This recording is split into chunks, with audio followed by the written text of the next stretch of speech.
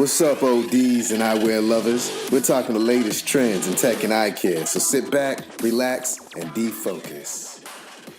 Welcome, everyone, to this week's edition of the Defocus Media Podcast. I'm your host, Jennifer Lyerly, and I've got my good friend Daryl Glover here with us again today. We're interviewing three of the biggest eye care celebrities today. We've got the Dry Eye Divas. These women are really changing grounds for us as far as optometry and ophthalmology in the cosmetics and dry eye space. Please welcome to the show. This is Amy Gallant-Sullivan, Dr. Leslie Odell, and Dr. Laura Perriman. So ladies, tell us a little bit about yourselves and your background in eye care. Hi, this is Amy Gallant-Sullivan, Executive Director of TFOS, or formerly known as the Tear Film and Ocular Surface Society. I actually was the one that began to recruit the divas, and we'll tell you about that in a little bit. But Leslie? I'm Leslie Odell, an optometrist in Pennsylvania that has a strong interest in dry eye. Recently started the Dry Eye Center of Pennsylvania within an existing optometric practice. And then we also have Laura. Hi, I'm Laura Perriman. I'm an ophthalmologist in the Seattle, Washington area, and I'm the newest member of the Dry Eye Divas, a really rewarding collaboration. Thank you, ladies. And I must admit, I really love your name. Dry Eye Divas is priceless. You know, my wife is a diva, so I know you add that with dry eyes, you have something special going on. So let's talk a little bit more about the brand, the name. What's your goals of the Dry Eye Divas? Can you give us a little more background? All right, Daryl, this is Amy again. So we actually came up with the Dry Eye Divas when we finally got the troupe together for the first time to decide what on earth was going on with our mission. So a couple of years ago, back in 2015, I was actually speaking with Leslie and mentioned how I would love to do some more formal work about education about cosmetics and dry eye, or cosmetics and ocular surface disease, with TFOS. And I asked her if she would be interested in collaborating on something, because obviously she is a dry eye specialist and she's also part of the TFOS Dues too, which we'll tell you about in a little bit. But since we were already collaborating, I thought it would be great to develop that to another subject area. So Leslie suggested Laura get involved as well, and I was also recommended Laura by someone else, a very well-known dry eye specialist in the U.S. as well, in fact. And so we recruited Laura in at the beginning of 2016. So the Dry Eye Diva concept came together because the three of us were all very interested in dry eye education and helping patients understand how to best not only manage their dry eye, but how they can be beautiful while they're doing it. So Amy, you're the Executive Director of the Tear Film and Ocular Surface Society. Tell us a little bit about what's going on in 2017 with this group, because it seems like it's going to be a pretty big year. Yes.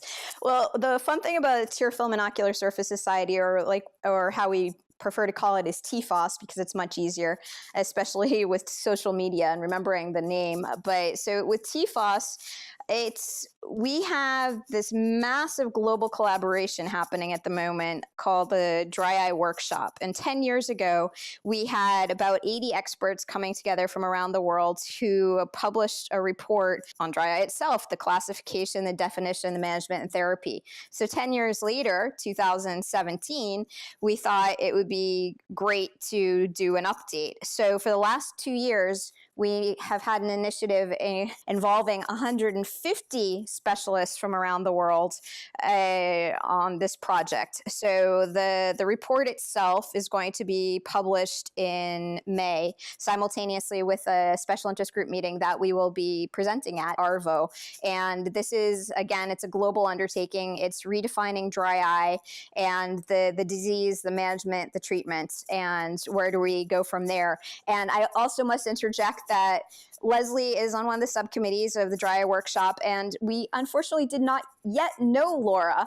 So Laura is not officially part of TFOS Dues 2, but we have engaged her with TFOS, and she's a very, very active member with us. So obviously moving forward, we'll be doing a lot. So for 2017, we'll be publishing the TFOS Dues 2, as well as presenting the findings all around the world.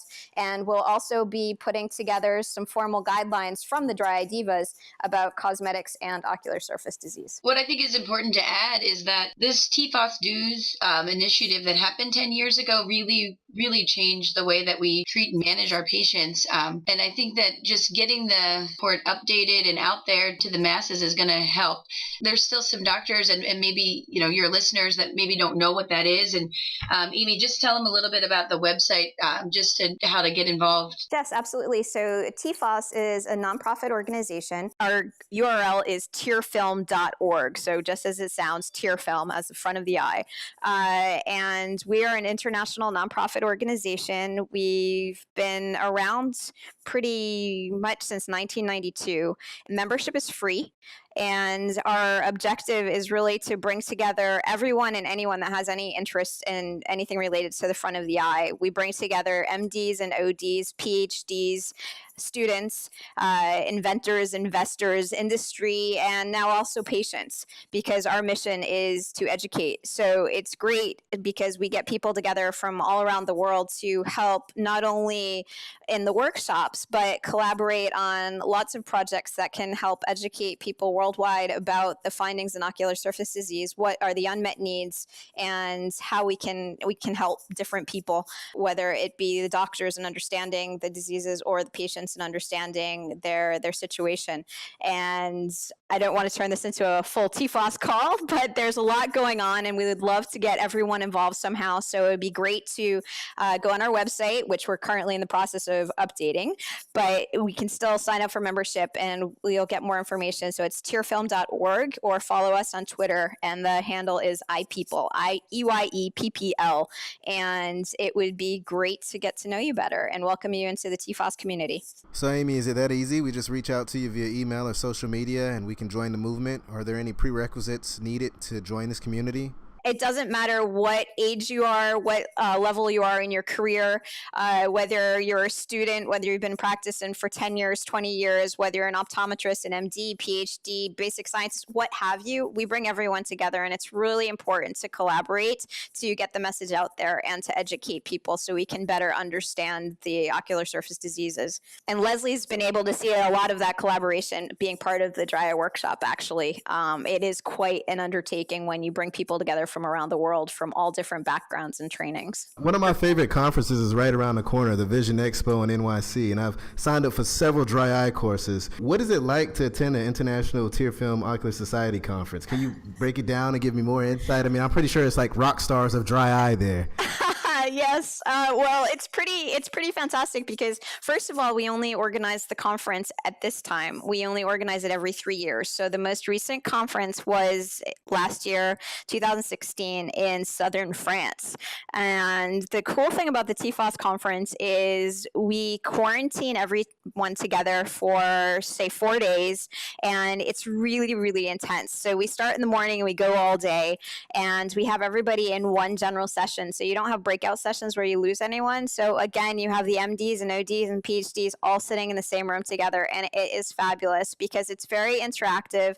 Again, we really stress collaboration and people get to interact with each other. It's fabulous for networking as well. So people can't feel intimidated that they're only a junior specialist and they have this senior KOL up on stage. And I told Laura the other day that she really needs to come to the next TFOS meeting so she can meet one of her heroes, Dr. Christophe Baudouin in Paris, who's been part of TFOS for a while. But it's really fantastic because we bring all these doctors in from around the world and everybody gets to be together and they get to ask each other questions and they help a lot. And it's really fantastic too because this year we started, this last conference, we also had a pitch night for startups. So we help a lot of startups get going and get out there in the market.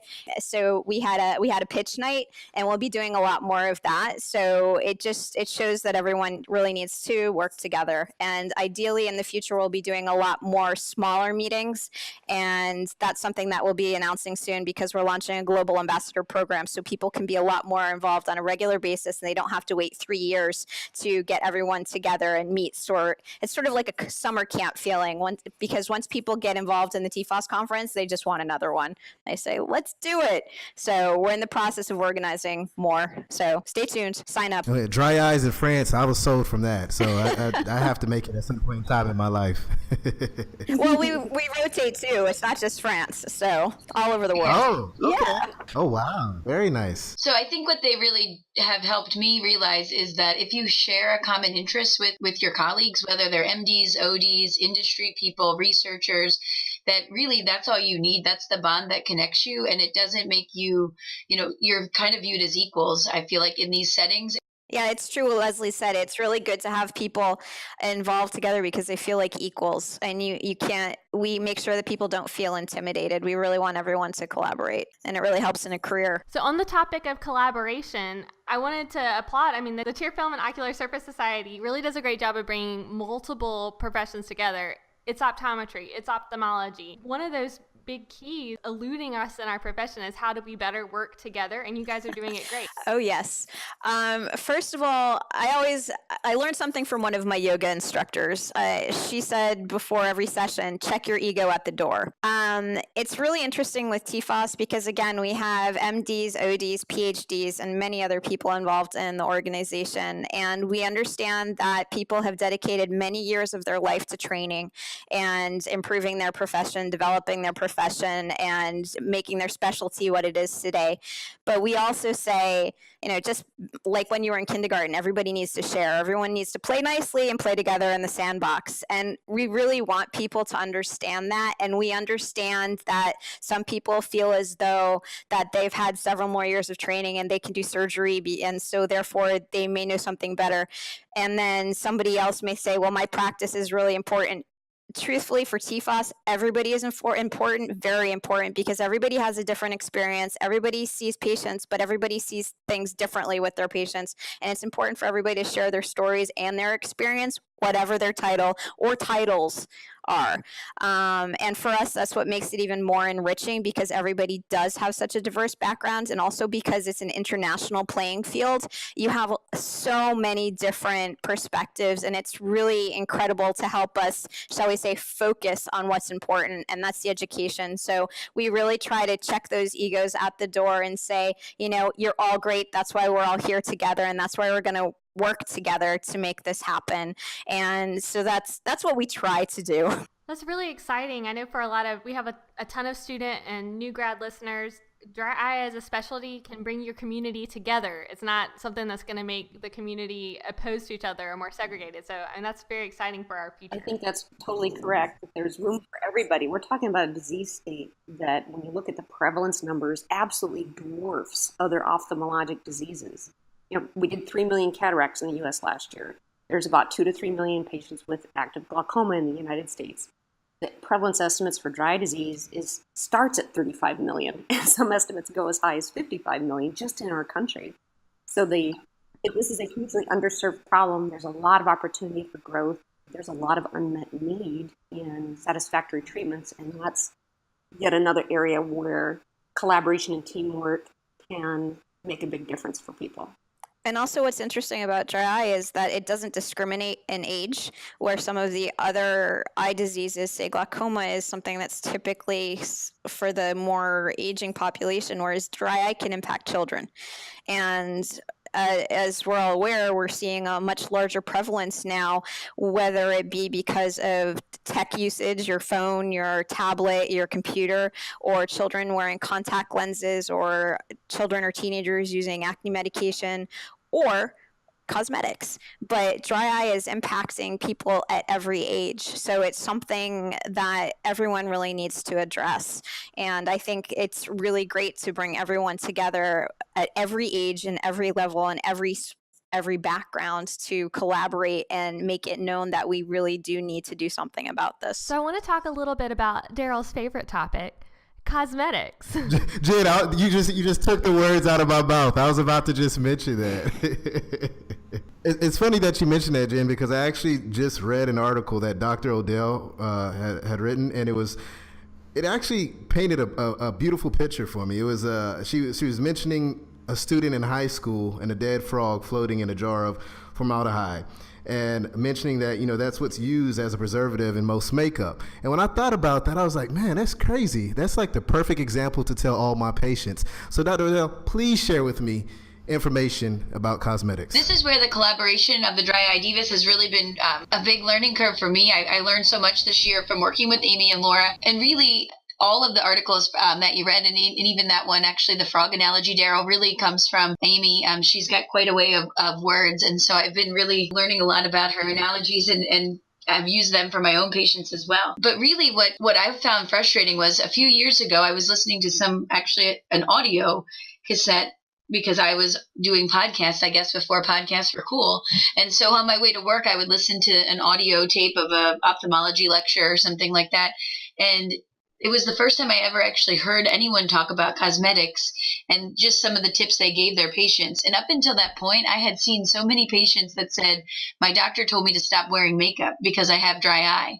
And being a woman and wearing makeup myself, I thought, well, this is just not acceptable. And so just learning about the ingredients that are in the cosmetic, what they have as far as risks to the ocular surface, ones that we know and ones that we assume, could be harmful to the ocular surface, we can really help our patient reduce their toxin load, reduce the ocular surface offenders, and be able to hopefully maintain good ocular health while they're wearing their cosmetics. And it's really scary how unregulated this area is. And that's the one thing I didn't realize. So in our country, there's only 11 banned chemicals that go into cosmetics of any kind, whether it's shampoo, lotion, cosmetics that we think of as far as mascara, eyeliners, eyeshadow. But in the European Union, there's 1,300 banned ingredients. So what's going into our products, what makes sense to go into the products, what makes sense to go, in and around the eye. It really is something that we need to keep looking hard at and helping our patients really decode the labels on their products. If I could add on to that, I think it's important to point out that this is not a problem restricted to females.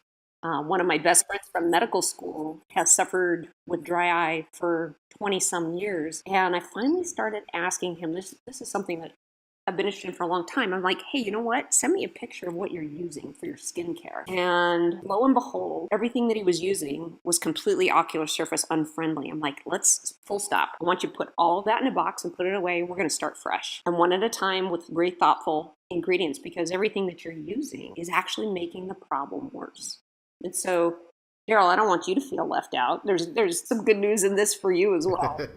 No, it's true also now because a lot of men are using products, even anti-aging products. And I'm not just going to limit it to the metrosexuals in New York either. There are a lot of men out there that use wipes for their eyes. They use face wash. They use creams. So it's definitely, again, it's not discriminating. So everyone has to know what products they're putting on their face and near their eyes. And it's great with having Laura because with her chemistry knowledge, I know I'm blown away. Leslie, I'm sure you are too. Some of the things that she teaches us about what these chemicals do, it's just, it's phenomenal that cosmetic companies really can put some of these ingredients in a bottle. And again, going back to what Leslie said, it's very much questioning, or should we say worrying, that the U.S. does only block so few chemicals versus Europe that has over 1,000. Again, 11 ingredients versus 1,300 ingredients. Something's up, something's suspicious. We need to know what's going on. Well, part of that fault is that our cosmetic laws haven't been updated since 1938. There's been several attempts at updating them, but this law states it starts from 1938, and it started because someone used a hair dye on their eyebrows and they gave themselves an alkali corneal injury and went blind. So that was what started the FDA Cosmetics Act of 1938. And it hasn't been updated since, and I think it's a huge missed opportunity for consumer safety and patient education. So us as eye care professionals, are we at fault for this? Should we be fighting more, giving more public awareness about all these issues with these products? That's what we're doing. Or we're trying to do anyway. Well, there's been several attempts to update the law, but it's failed in our dysfunctional Congress. That's a whole sidebar discussion, but there's been attempts. I'm wondering if maybe there's opportunity or room for our own adverse event repository, develop this large conglomeration of observations about adverse events, and then submit that as a group, as a cohort I'm just thinking out loud. Because I feel like, yes, there is a mechanism for reporting adverse events, but there's not a mechanism for investigating, exploring, or enforcing consequences of adverse events. It's meaningful in the cosmetics industry. For example, we're seeing a proliferation of lash, high growth serums, products over the counters that contain a certain ingredient that the FDA has warned them about repeatedly, and yet they continue to use it. The drug I'm talking about is a mouthful, isopropyl chlorprostonate, and it is a synthetic prostaglandin. So here they are using something that has the same side effect profile as the prostaglandins we use in glaucoma medications, but they're OTC, and so they're using something that really should be cleared by the Drug Administration that falls under the cosmetic umbrella, and we see complications from it. Well, one thing that TFOS is going to be doing, and this is where the Dry Divas are stepping in, we are going to be putting together a handout of guidelines for not only for doctors so they know which ingredients, for example, they should ask their patients about and look at, but also for patients so they should know, they can also be educated about what they're using. But these guidelines will kind of help across the board, and obviously we'll keep writing articles and continue the education. And we've had posters at a couple different conferences, and we'll be doing more of that. And I think it's really important to get the word out in as many places as we can, and maybe we'll be able to have a formal workshop on it one day. But there's definitely a lot of interest generated about this. And even, for example, there's going to be a dry eye day on the Hill in July, and not only will TFOS be presenting the DEWS 2 findings, but we're most likely going to be having posters, research posters about dry eye on show. So I think it'd be a great way to bring the cosmetics and ocular surface disease up front on the Hill to get Congress to start buzzing about the fact that more needs to be done. So education really, really can help here. Yeah, I think education is huge, and I would love to see you ladies in the optometry schools as well. I think with your personalities, it will transfer over better to the students rather than just going to a lecture and just hearing the same thing over and over. You bring so many different aspects to the world of dry eyes. So with talking about students, I know education-wise, Daryl, you're probably like this with me too. We didn't graduate that long ago, and I think we were told to use certain treatments that nowadays I consider to be not great advice, like baby shampoo for blepharitis. Are there any cringeworthy products that you hear people still recommending that you would just like to set the record straight? Let's change that. Baby shampoo for sure. That's my own personal thing. Oh my goodness, no, don't use that. I'm not sure that just squeezing lids doesn't cause harm in the end. We're talking about manual expression for MGD. I'm not a huge fan of that. If it were curative, if it fixed the problem, you wouldn't have to do it every 4 weeks. Like popping a pimple. We're talking about extremely delicate, specialized oil glands with these beautiful acinite. It reminds me of like the millet you hang in your parakeet cage, and these beautiful little bubbles, little acinite around them. These are super delicate structures. And with all that pressure, you could be causing permanent changes. I'm not convinced it's a good practice, that it's safe, but the technology is not mainstream yet to test that idea. It's just a suspicion that I have that you're going to need the proliferation of confocal microscopy to really study the in vivo ultrastructural detail of these amazing glands. But I do have my suspicions that may not be the best thing for the patient, especially in the long term. Thing that I think that we were taught in school that I don't agree with either is manually teaching the patient to manually express after warm compresses. So I have a big problem with that, because now you've heated the surface of the eye, and you were telling patients to push against their eye to try to milk the meibomian out of their glands at home, which could be very damaging to the cornea once it's heated like that. You have to really even be careful with all the external heat sources that you are recommending to your patients. So that's something that I hear recommended sometimes still that I don't agree with. I completely agree. We're offering LipiFlow at my practice now, and I'll just due to the price, patients will research online and they're like, well, why won't you just manually express me? And refuse to do it. I think it's a pro-inflammatory issue as well. I could physically damage the gland, and I know I'll increase gland inflammation by mashing on them, which could cause them to clog right back over, doesn't make as much sense when you break it down to the patient why that's not their best option. And I know, obviously, that's cheaper than LipiFlow. So a patient's going to sometimes be looking at price, but we have to really educate them on why a treatment that's not damaging their glands would probably be a better option. And it's actually a great segue into this whole aesthetics and dry eye, because there's so much going on that's happening in aesthetics that we're learning from. So take IPL, intense pulse light, for example, done in dermatology, kind of found out by chance that these patients were getting ocular surface improvement. Another new area is radio frequency and heating the skin really around the eye to get rid of wrinkles and crow's feet. And again, seeing some improvement with dry eye symptoms. So this is where a lot of practices, and I know Laura has a lot more experience using IPL in her practice, but I have patients that I co-manage with for IPL when I feel like it's needed after LipiFlow or sometimes even before LipiFlow. But it's interesting to see how these aesthetic procedures can help, the ocular surface as well. Yeah, Whitney Hauser did a poster on using this technology for dry eye disease, and the details of their findings escape me. And it was a small study, but it was an interesting pilot study, and it's encouraging. It warrants more investigation. The opportunity, since we're talking about devices and aesthetics for managing dry eye disease, I think this is an untapped new world that has to be proven safe and efficacious, of course. But I think IPL has some great early data and promise. I'm excited to explore some of the radiofrequency story. And then there's the role of fillers and injectables. So what I've found is that just using a filler to change the negative vectors on somebody's midface can support that lower lid enough, just a quarter of a millimeter, maybe a half a millimeter, and that can make a difference in the completeness of a person's blink and alleviate their dry eye symptoms. So it's what I'm finding, what I really appreciate as a dry eye disease nerd, is that it is so highly multifactorial. There's much to be explored. Each patient is different, and we're getting more and more tools all the time. The cosmetics piece is an important piece of it, which is why we're here today. Do you think there's a future where an eye care office would have an aesthetic service with an esthetician, maybe even potentially within their office?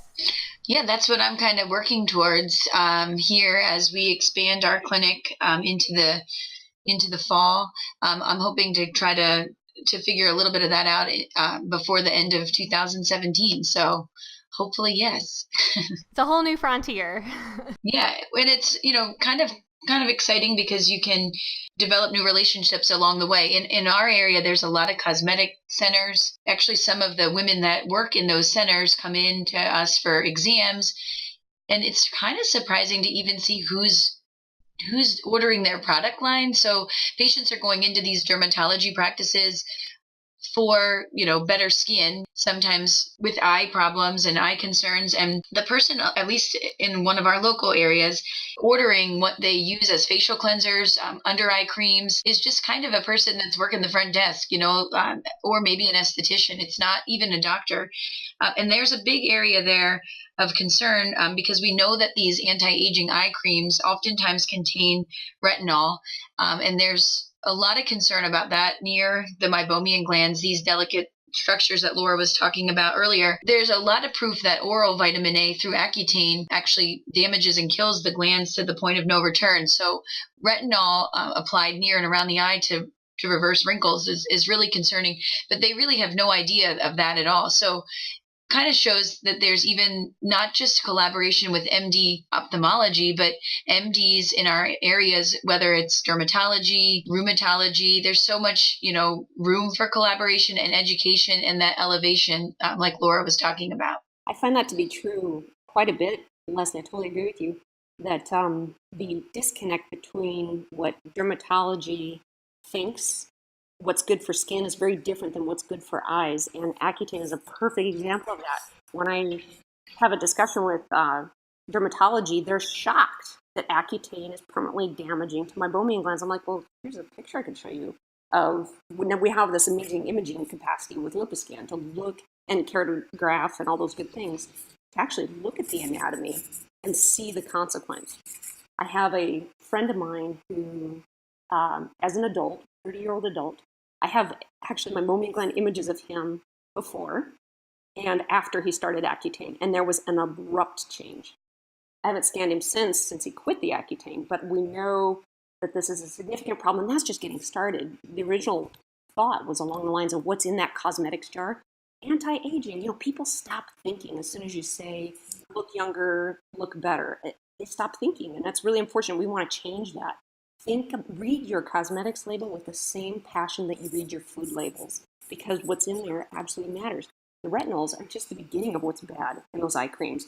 The parabens are estrogenic, and those have negative impacts on the biochemistry of normal meibum production.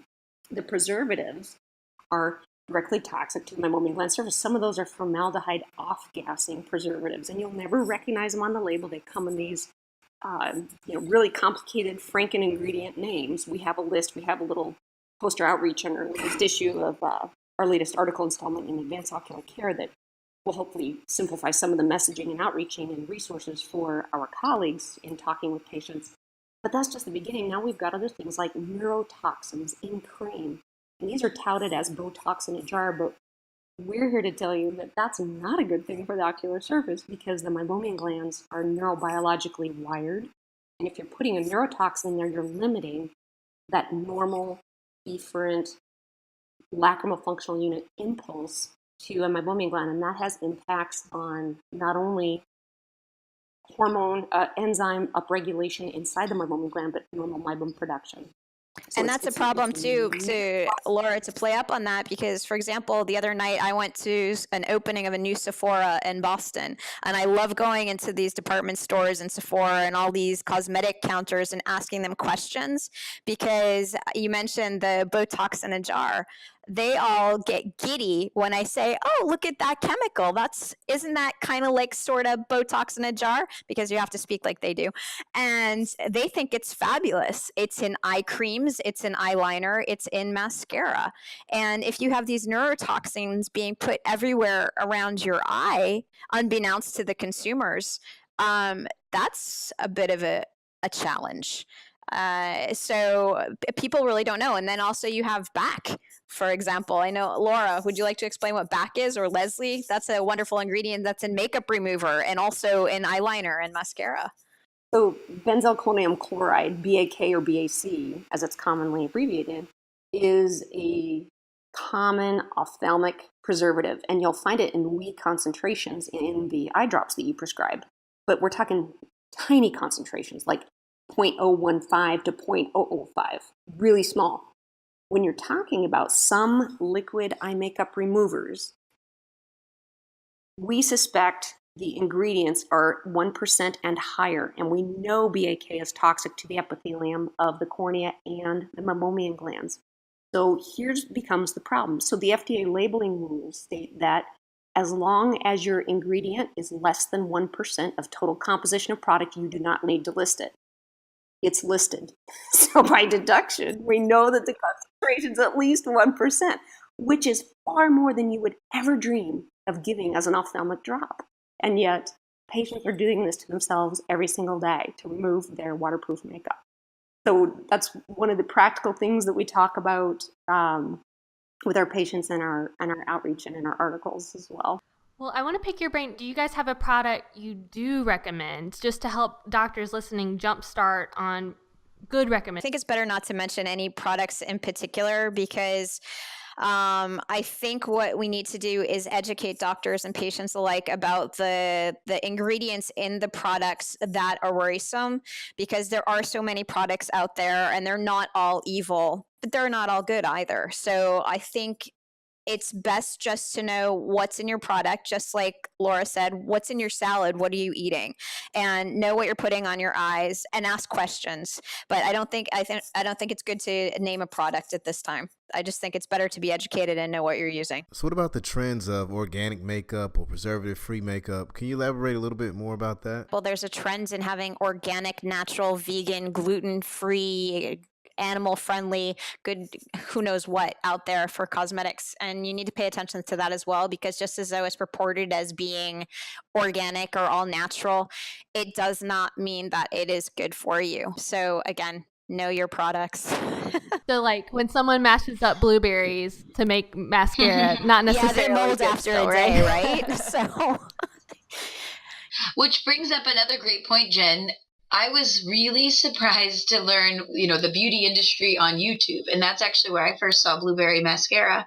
And that's where our youth is kind of turning to learn how to use makeup. They're not talking to their moms. They're talking to YouTube, or not really talking. They're watching these videos. It's one of the highest hits on YouTube, are beauty channels. It's a great opportunity because a lot of our patients are, starting with us young.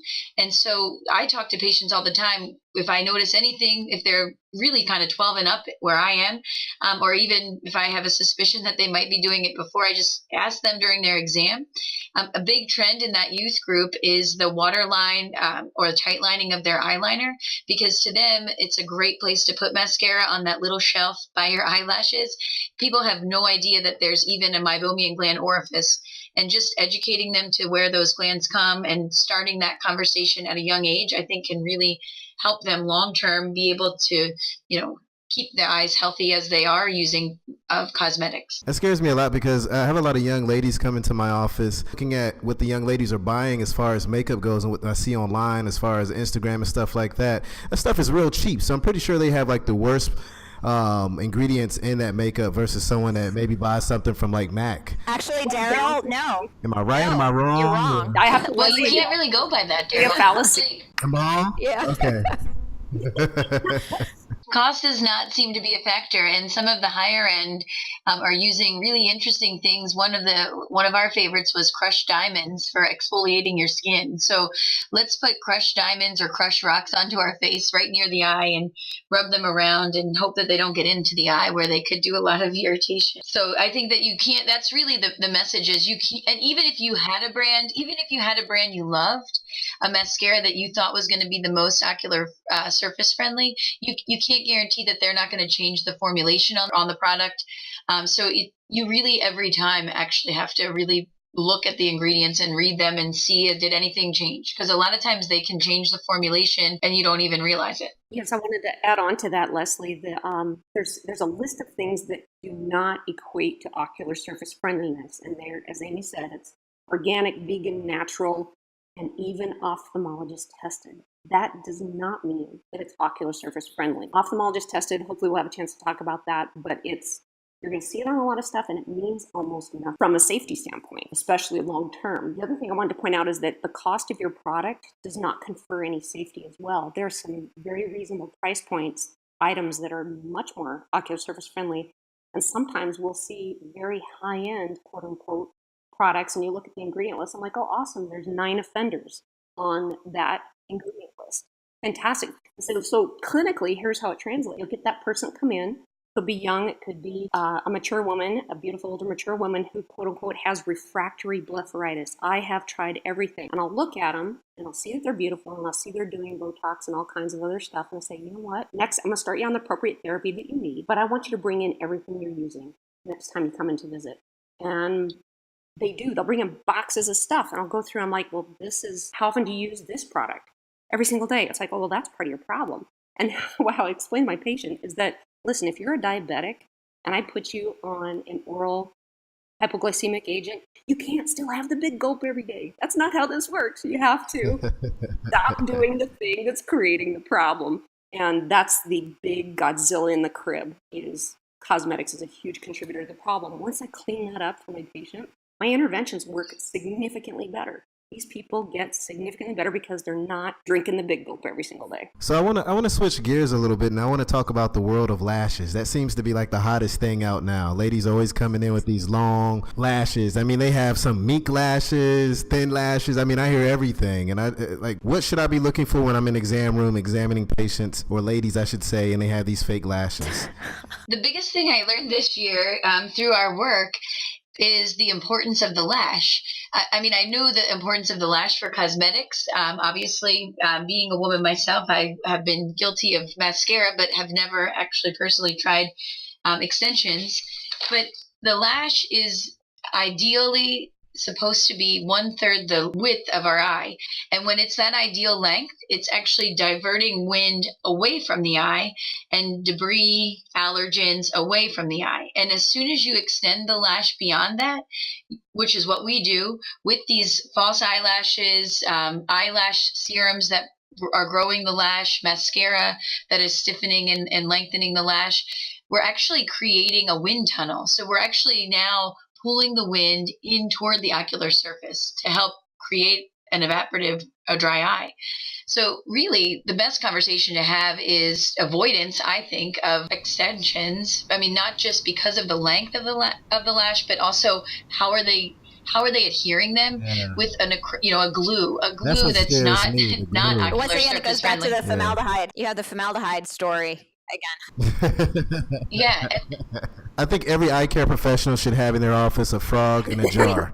And We just keep actually it there. tweeted, from the Dry Eye Makeup Twitter handle the other day, I did an actual graphic of a petrified frog floating in formaldehyde and a woman wearing bright green eye makeup to kind of complement the formaldehyde look. And you have the image. It's like, imagine the frog and the formaldehyde, and imagine your lids on formaldehyde. They're the same thing. They're petrified. So you have to talk about the glue as well. It isn't just the mascara or the length. You have to talk about the glue and the adhesives and all that nasty stuff that they're putting on there. So, And then, Laura, what about the blepharitis that comes Oh, I along love with that the because extensions? people don't want to scrub off their expensive lash extensions, so you get this massive accumulation of crud right at the lash base, and it's disgusting. It's like, it's really impressive. What you should tell your accumulates patients it's the stuff, same like- as not changing their underwear. You know, you wouldn't do that. So, Right. times. Oh gosh. yeah.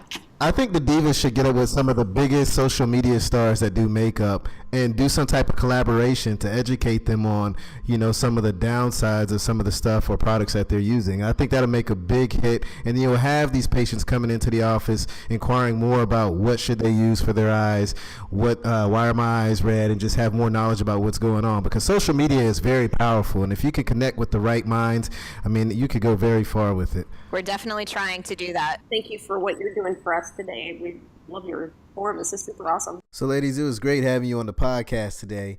What's the best way for our listeners and followers to get in touch with you if they have a question or just want to learn more about the Dry Eye Diva movement? Well, there is the TFOS website, and we have the blog, and we also will be doing the Dry Eye Diva guidelines, which will be coming out from TFOS. But Laura, Leslie, and I all have Twitter accounts, and we tweet almost daily with factoids and tidbits about cosmetics and ocular surface disease. So you can follow us on Twitter as well. Thank everybody so much for your time today. I know I learned a ton, and I'm about to go wipe out all my mascara.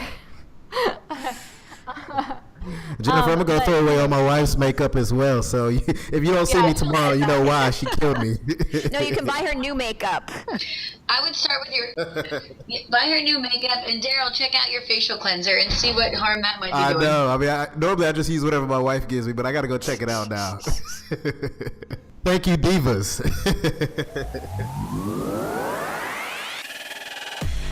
Okay, it's a wrap.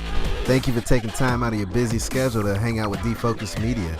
We hope something resonated with you today. Please subscribe to our podcast, and remember, we keep it 2020 around here, pun intended. We look forward to seeing you next time.